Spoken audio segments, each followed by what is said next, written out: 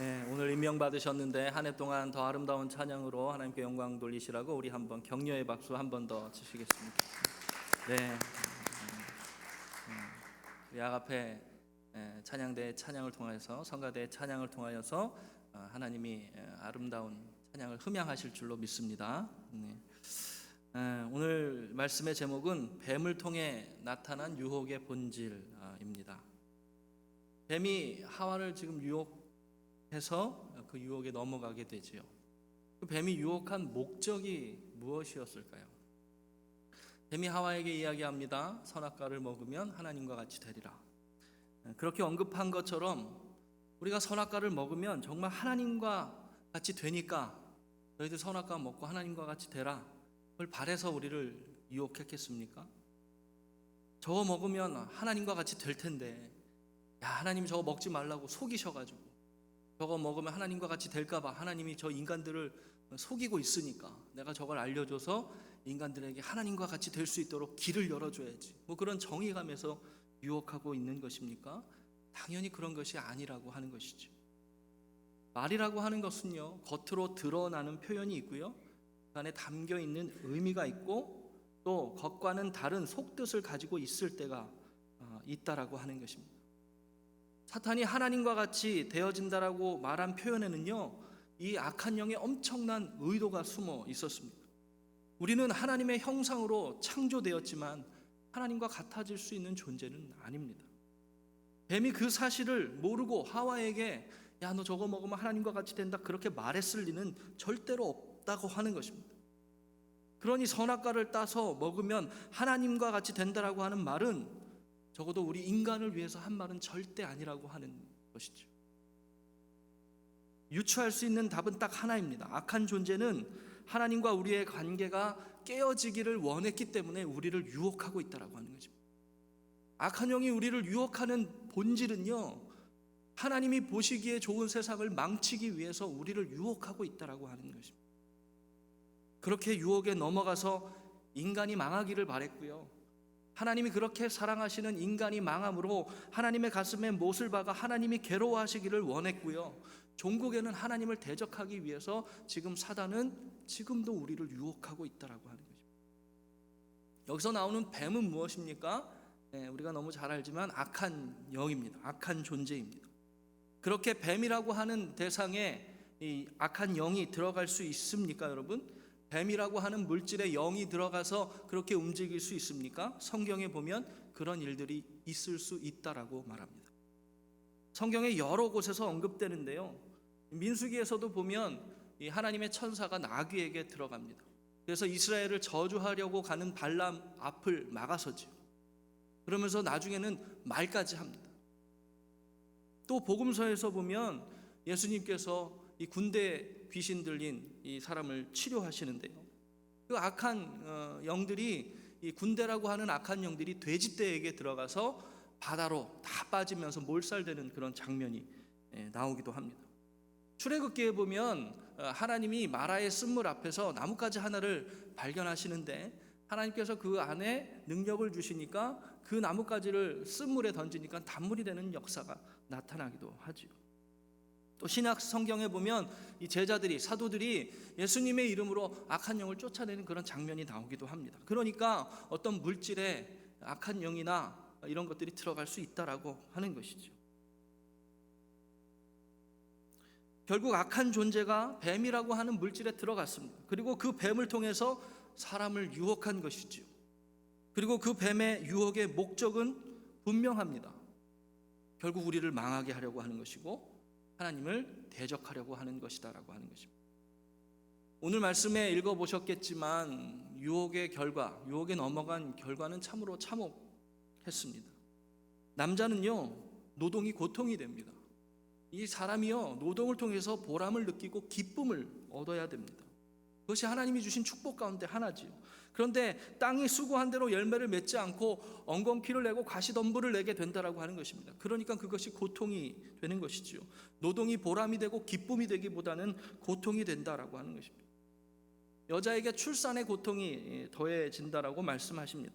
이 출산의 고통이라고 하는 말은요, 그냥 단순히 아기를 이렇게 출산하는 일뿐만이 아니라 양육하고 기르는 모든 과정의 힘듦을 말하는 것이다, 그렇게 이야기하기도 합니다.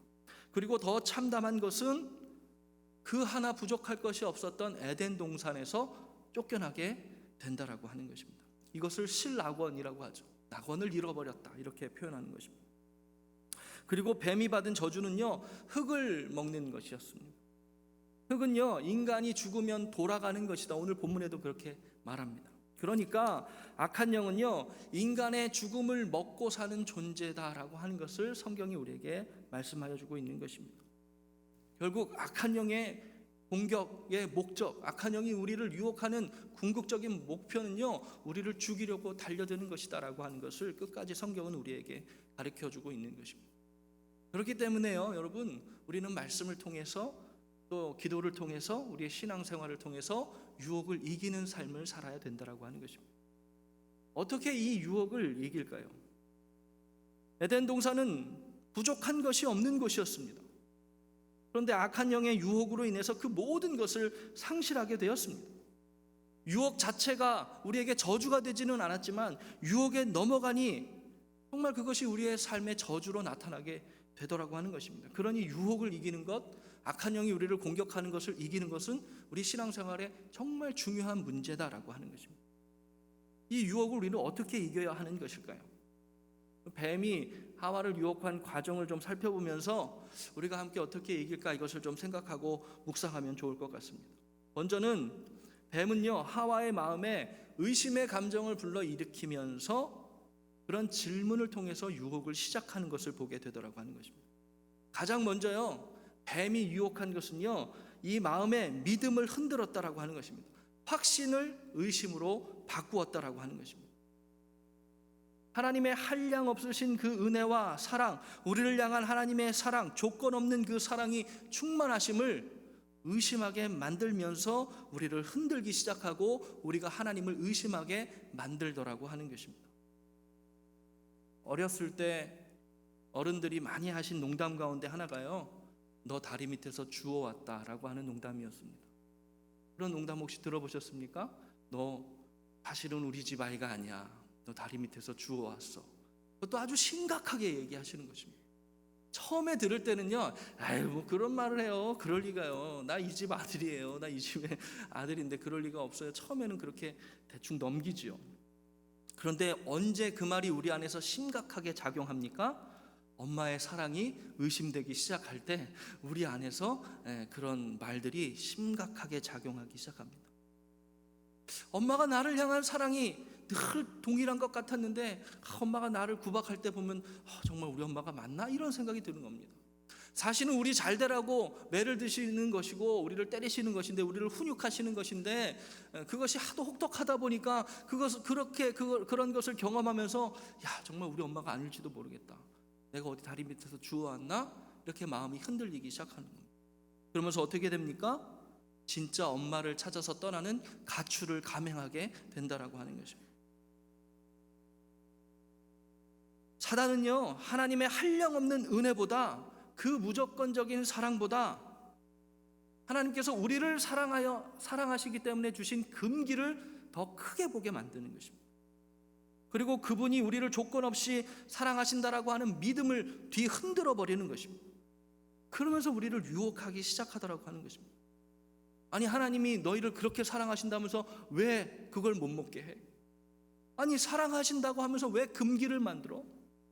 사랑하신다고 하면서 왜 너의 기도를 들어주지 않지? 사랑하신다고 하면서 왜 너는 그냥 내버려 두시지? 이런 여러 가지 생각을 우리에게 하게 하면서 하나님의 사랑을 의심하게 만든다라고 하는 것입니다. 사랑하는 성도 여러분, 오늘 예배를 통해서 우리를 향한 하나님의 사랑에 대한 확신을 회복하는 여러분들 되시기를 주님의 이름으로 축원합니다.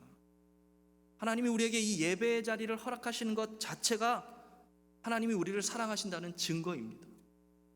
이 예배의 자리를 마련하시고 우리를 불러주셨다라고 하는 이 예배의 자리 자체가 하나님이 지금도 우리를 사랑하신다라고 하는 확실한 증거입니다. 여러분, 십자가만 바라봐도 알 수 있지 않습니까? 도대체 어떤 신이 자신의 아들을 내어주어서 피조물을 구원하기 위해서 인간의 몸으로 와서 모든 것을 내어주는 일들을 행할 수 있다라고 하는 말입니까? 여러분, 우리는 십자가만 바라봐도 하나님의 사랑을 확신해야 됩니다. 여러분, 오늘 우리가 이 예배의 자리에 나올 수 있는 이유가 무엇입니까? 예수 그리스도의 보혈을 의지하기 때문에 이 자리에 나올 수 있는 것입니다. 하나님께서 우리를 한량없이 사랑하신다라고 하는 믿음이 흔들릴 때 여러분, 우리는 유혹에 넘어가기 쉬운 상태가 된다라고 하는 것입니다. 그때부터요, 말씀을 막 사단이 왜곡하기 시작합니다. 넛지라고 하는 책이 최근에 한국에서 많이 거론이 되길래 저도 읽어봤습니다. 그 책에 보면 처음에 이런 내용이 나옵니다. 심각한 병에 걸려서 중대한 수술을 하기 위한 앞둔 환자가 그 수술을 결정할지 말지를 결정하는데 의사가 말해주는 것이 굉장한 영향력을 끼친다라고 하는 것입니다. 의사가 환자에게 이렇게 말합니다. 이 수술을 받은 사람 중 100명 중에 90명은 5년 후에도 살아 계십니다. 이렇게 얘기를 하는 것이죠. 90%의 확률이 있는 수술이다, 이렇게 얘기하는 겁니다. 그러면 그 환자는요, 제가 이 수술을 받겠습니다, 이렇게 결정한답니다. 그런데 같은 병원에 같은 병을 가지고 있고 같은 수술을 앞둔 환자 중에 수술을 받지 않겠다라고 결정하는 환자가 있다라고 하는 것입니다. 그 환자분에게 왜 이 수술을 받지 않겠다고 결정하셨습니까? 이렇게 물어보면 의사가 저에게 이렇게 말했습니다. 100명의 환자 중에 10명은 5년 이내에 죽었습니다, 이렇게 얘기했다는 겁니다. 똑같은 90%의 확률입니다. 그렇죠? 100명 중에 90명은 5년 이후에도 살았지만 100명 중에 10명은 5년 이내에 죽었습니다. 이건 똑같은 얘기입니다. 그런데 어떤 사람은 이 앞의 이야기를 듣고 내가 그 수술을 하겠다고 결정하고, 어떤 사람은 뒤의 이야기를 듣고 이 수술은 위험한 것이라고 인식한다라고 하는 것입니다. 사람이요, 합리적으로 결정하는 것 같지만 어떤 개입을 받느냐에 따라서 정말 합리적이지 않은 엉뚱한 결정을 내리는 존재다라고 하는 것을 넛지라고 하는 책에서 언급하고 있는 것을 볼 수 있었습니다. 여러분, 사람은요, 어떻게 꾹 찔리느냐에 따라서 중요한 결정을 하는데 지대한 영향을 받는다라고 하는 것입니다. 뱀이 어떻게 유혹합니까? 하나님이 모든 것 먹지 말라고 하셨지? 하나님이 여기 있는 것 다 먹지 말라고 하셨지? 다 금지하셨지? 이렇게 물어봅니다. 이런 질문을 받으니까요, 하와가 어떻게 됩니까? 자기에게 허락된 99%의 열매를 바라보지 못합니다. 자기에게 허락되어 있는 마음껏 먹을 수 있는, 마음껏 누릴 수 있는 99%의 열매는 바라보지 못하고 1%의 선악과를 바라보며 거기에 시선이 꽂히더라고 하는 것입니다. 여러분, 사실은 그 금기조차도 하나님께서 우리를 사랑하셔서 주신 것인데 그것이 마치 우리를 속이는 것 같은 겁니다. 하나님이 저거 먹으면 내가 당신과 같이 되니까 나를 속였구나, 이렇게 의심하게 되더라고 하는 것입니다. 하나님이 나를 다리 밑에서 주워왔구나, 그래서 나를 이렇게 구박하는구나, 내 기도에 응답하지 않으시는구나, 이렇게 의심하기 시작하더라고 하는 것입니다. 여러분, 사단이 슬쩍 찌르는 것에 흔들리지 않는 여러분들 되시기를 간절히 축원합니다. 말씀이 왜곡되기 시작하는데요, 그 위에 걷잡을 수 없습니다. 여러분, 창세기 2장 17절과 창세기 3장 2절 3절을 제가 좀 비교해서 보여드리려고 PPT를 부탁드렸는데요, 혹시 보여주실 수 있으면 한번 보여주시면 좋겠습니다. 창세기 2장 17절에요, 하나님은 분명하게 이렇게 말씀하십니다. 선악을 알게 하는 나무의 열매는 먹지 말라, 내가 먹는 날에는 반드시 죽으리라 하시니라, 이렇게 말씀하셨습니다. 그런데 이 대화를, 하와와 뱀의 이런 대화 가운데서 어떻게 바뀌는지 보십시오.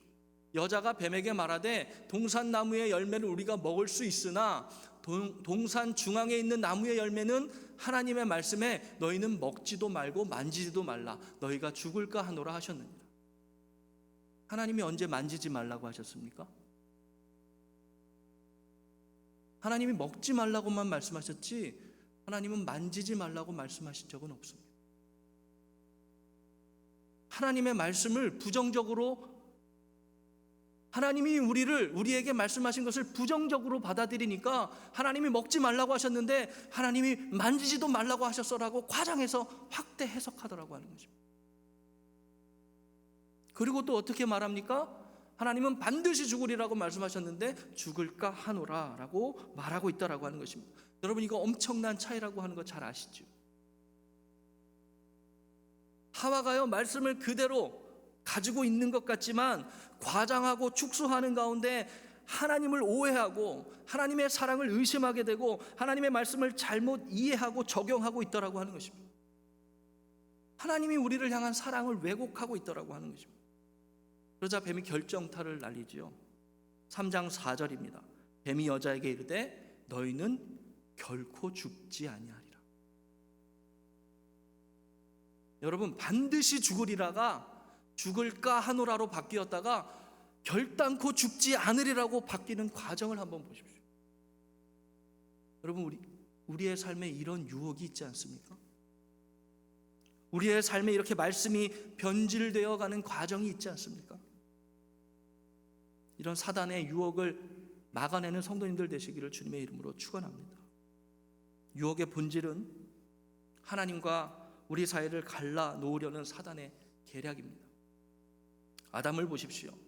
하나님과 친밀하였고 하나님과 함께 에덴 동산을 거닐며 산책하며 친밀한 사귐을 나누는 그런 관계였습니다. 그런데 선악과를 따먹고 나니까 하나님의 나타나심을 피하여 숨었습니다.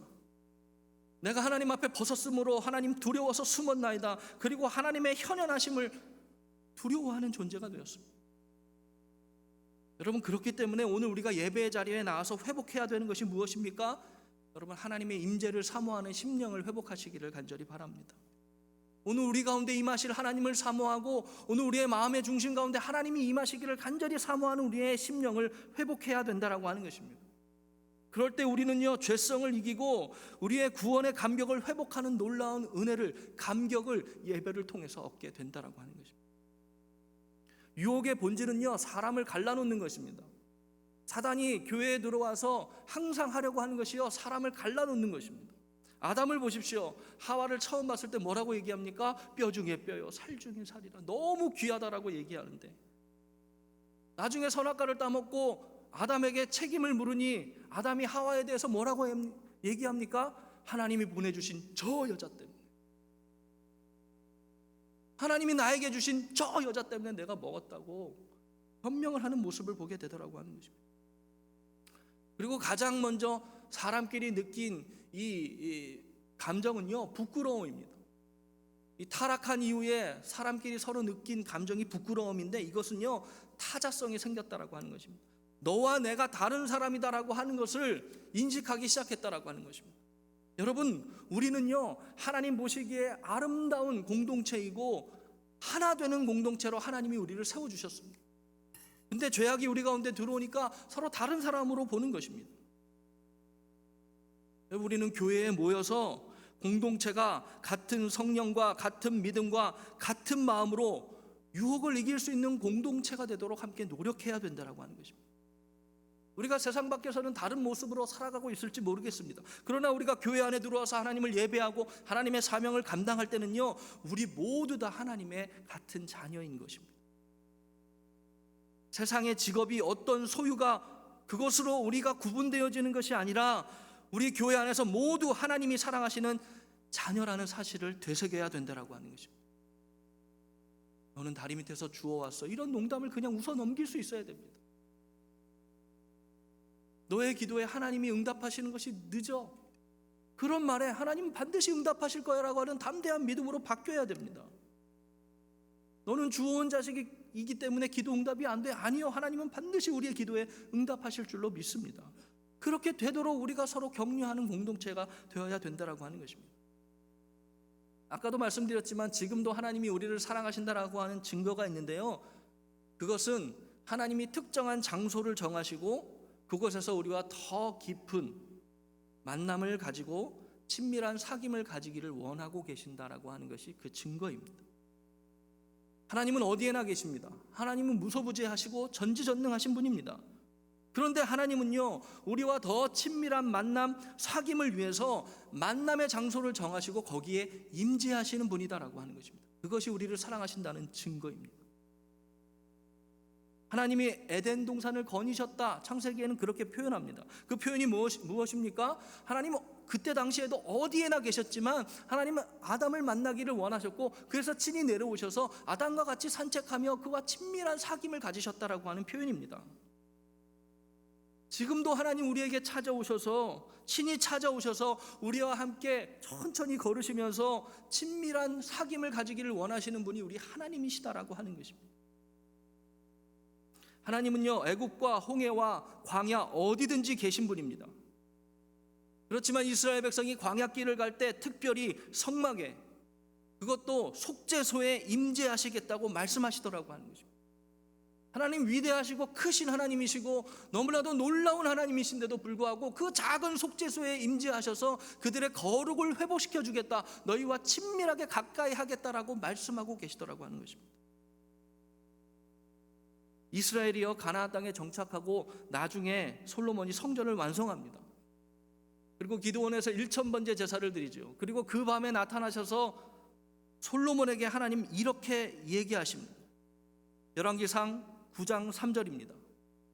여호와께서 그에게 이르시되 내 기도와 내가 내 앞에서 간구한 바를 내가 들었은즉 나는 내가 건축한 이 성전을 거룩하게 구별하여 내 이름을 영원히 그곳에 두며 내 눈길과 내 마음이 항상 거기에 있을 것이다 라고 말씀합니다. 하나님이요, 한 곳을 정하셔서 그곳에 내 마음을 두겠다, 내 눈으로 거기를 바라보겠다, 내 귀를 열어 그 기도를 듣겠다라고 말씀하시더라고 하는 것입니다. 하나님은 어디에 묶여 계시는 분이 아니신데요, 하나님 우리와 더 친밀하고 깊은 사귐을 위해서 정하신 장소에 임재하시겠다고 약속하시더라고 하는 것입니다. 지금 이 시대는요, 하나님 교회에 임재하십니다. 교회를 통해서 하나 되어 모이게 하셨습니다. 그리고 그것을 토부, 정말 보기에 좋은 공동체라고 칭찬하시고 격려하시고 축복하시기를 원하신다라고 하는 것입니다. 하나님 그곳에 임재하셔서 그 교회의 예배 가운데 임재하셔서 우리의 거룩을 회복시키시고, 여러분 하나님은 지금도 우리와 깊은 사귐을 갖기를 원하신다라고 하는 것입니다. 예배를 통해 그것을 경험하시는 여러분들 되시기를 간절히 바랍니다. 그리고 우리가 그렇게 모여서 서로를 도우면서 중보기도 하고 서로를 도우면서 신앙생활할 때 그 도움이 하나님의 능력이 나타나는 도움이 되게 하시고 결정적인 도움이 되도록 우리 가운데 역사하시기를 원하신다라고 하는 것입니다.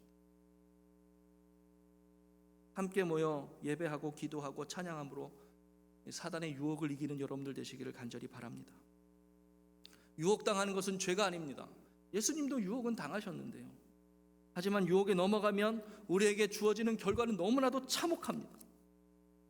그리고 무엇보다 여러분, 우리가 유혹을 이기려면 어떻게 해야 되느냐 하면요, 말씀을 뼈에 사무치도록 새겨야 된다는 거예요. 하나님의 말씀을요, 우리의 마음의 중심 가운데 새기기 위해서 예배드리고 성경 공부하고 말씀을 묵상해야 된다라고 하는 것입니다. 처음에 교회의 이 빔 프로젝트와 스크린을 도입하면서 초창기에 여러 가지 아주 이슈가 있었습니다. 어려운 문제들이 있었습니다. 여러 가지 이슈가 있었겠지만 가장 중요한 문제로 제기되었던 것은요, 이 교회에서 스크린으로 찬송가와 말씀을 띄우니까 성경책을 안 가지고 다닌다라고 하는 게 가장 큰 이슈였습니다. 그러니까 여러 가지 이야기들이 나오는 겁니다. 성경책의 스크린에 이 교회에서 스크린에다가 찬송가와 성경을 다 말씀을 다 띄워줘도 우리는 성경을 가지고 다니는 캠페인을 하자, 이런 움직임이 처음에 초창기에 있었습니다. 그래서 성경 들고 다니기 캠페인, 교회에서 그런 거를 했던 기억이 납니다.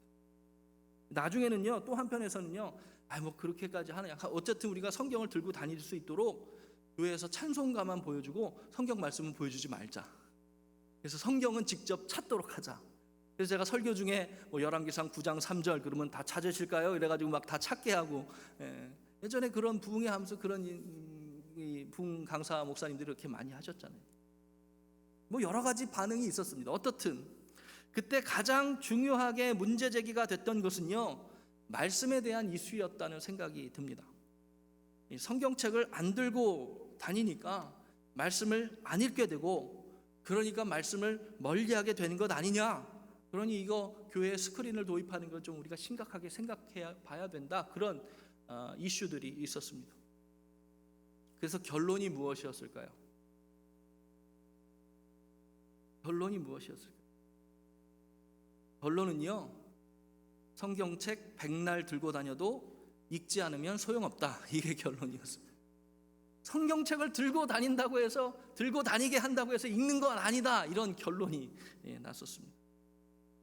스크린에 성경 말씀을 띄워주고 안 띄워주고 우리가 성경책을 들고 다니고 안 들고 다니고 이게 중요한 게 아니라 성경 말씀을 마음의 중심에 새기는 게 정말 중요한 것이다라고 하는 걸 우리가 깨달아야 된다라고 하는 것이 결국에는 결론이었습니다.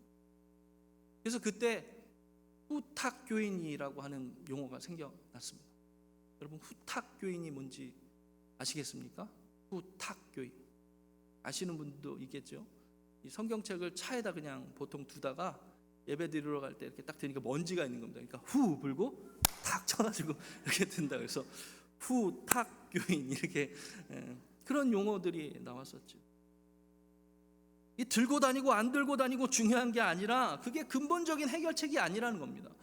교회에서 스크린으로 말씀을 띄워두든지 찬송가를 띄워두든지 안 띄워져가지고 성경책을 들고 다니게 하든지 그게 중요한 게 아니라 정말 말씀을 마음에 새기는 것이 중요하다라고 하는 것이 그때 더 우리 가운데 새겨지는 묵상이었다라고 하는 거죠. 여러분, 어떤 유혹에도 흔들리지 않는 믿음을 가지기 위해서 말씀을 뼈에 사무치도록 새기는 여러분들 되시기를 간절히 바랍니다. 우리의 마음의 중심에 말씀을 새기는 것이 중요합니다. 우리에게 드러나는 이 겉모습이요, 우리의 거룩의 모습이요, 우리의 마음의 중심에 새겨진 말씀으로 인해 우러나오는 것이어야 된다라고 하는 것입니다. 우리의 겉모습이 중심에 있는 말씀에서부터 우러나오는 모습일 때 우리는 어떤 유혹도 이길 수 있는 믿음의 사람이 될 줄로 믿습니다. 생각해 보십시오. 여러분, 아담과 하와가 선악과를 먹지 말라, 먹으면 반드시 죽으리라고 하는 계명을 받았을 때요, 그 계명을 받았을 때 에덴 동산에는 죽음이라고 하는 것을 경험해 보지 못한 상태였습니다. 죽음에 대한 개념이 없었습니다. 지금 우리야 죽는다 그러면 두렵고, 죽는다 그러면 이별하게 되고 다시는 못 보게 되고 그런 고통과 두려움이 있지 않습니까? 그런데 에덴 동산에는요, 하나님이 주신 어떤 근본적인 두려움은 있었겠지만 정말 아직도 죽음이 무엇인지 알 수 있는 개념이 전혀 없는 상태가 에덴 동산이었다라고 하는 거죠. 그런 에덴 동산에서 너 선악과 먹으면 반드시 죽는다라고 하는 말씀에 아담과 하와가 저거 열매 맺으면 죽는데 아이고 무서워, 아이고 두려워, 그래서 그 말씀을 지켰을까요? 그렇지 않다라고 하는 거죠. 무엇 때문에 그 말씀을 지켰겠습니까? 하나님과의 관계 때문에 지켰다는 거죠. 나를 지으신 하나님이 말씀하신 것이니 죽음이라고 하는 개념은 몰라도 하나님이 먹지 말라고 하시니 먹지 말아야지라고 하는 순전한 믿음이 그들 가운데 있었다라고 하는 것입니다. 말씀을요, 지식 때문에 준행한 것이 아닙니다. 말씀을 경험 때문에 준행한 것이 아닙니다. 하나님을 사랑하기 때문에 그 말씀을 지켰다라고 하는 것입니다. 나를 사랑하시는 하나님과의 관계가 확고부동하니까 그 말씀을 다 이해할 수 없지만, 그 말씀을 내가 다 어떻게 경험으로 알 수 없지만 내가 그 말씀을 지키겠습니다라고 하는 순전한 믿음을 가지고 하나님이 주신 말씀을 지켜나갔다라고 하는 것입니다. 깊은 말씀 묵상을 통해 우리가 회복해야 되는 것은요, 하나님이 나를 너무 사랑하시는구나, 이런 하나님과의 관계를 회복하는 말씀 묵상이 되시기를 간절히 축원합니다. 뱀의 유혹이요, 달콤할 수 있습니다. 어쩌면 논리적이기도 합니다. 이성적으로 설득력이 있을 수 있고요, 말이 그럴듯하게 들릴 수도 있습니다. 그러나 뱀이 유혹하는 이유는요, 결국에는 우리를 망하게 하려고 하는 것입니다. 하나님이 보시기에 좋게 만든 토부의 세상을 여러분 어떻게 해서든지 망치려고 하는 꿍꿍이를 가지고 있다는 것을 우리는 늘 기억해야 된다고 합니다. 여러분, 말씀을 통해 우리를 향한 한량 없으신 하나님의 사랑을 깨닫는 말씀 묵상이 되시기를 간절히 바랍니다. 거기서부터 하나님과 친밀함이 생기면요, 영적인 능력들이 우리 가운데 나타나게 된다라고 하는 것입니다. 여호와를 기뻐하는 것이 우리의 힘입니다. 여호와를 사랑하는 것이 우리의 능력입니다. 여호와와 친밀한 것이 우리에게 축복입니다. 그것을 예배의 자리마다 경험하시는 모든 성도님들 되시기를 다시 한번 주님의 이름으로 축원을 드립니다. 잠깐 기도하시겠습니다. 사랑의 하나님, 우리를 한없이 사랑하셔서 그 아들을 아끼지 아니하시고 내어주신 그 사랑을 오늘 우리 말씀을 통해 우리의 마음에 새기게 하시니 감사를 드립니다. 악한 영은 우리와 하나님과의 관계를 갈라놓으려고 합니다.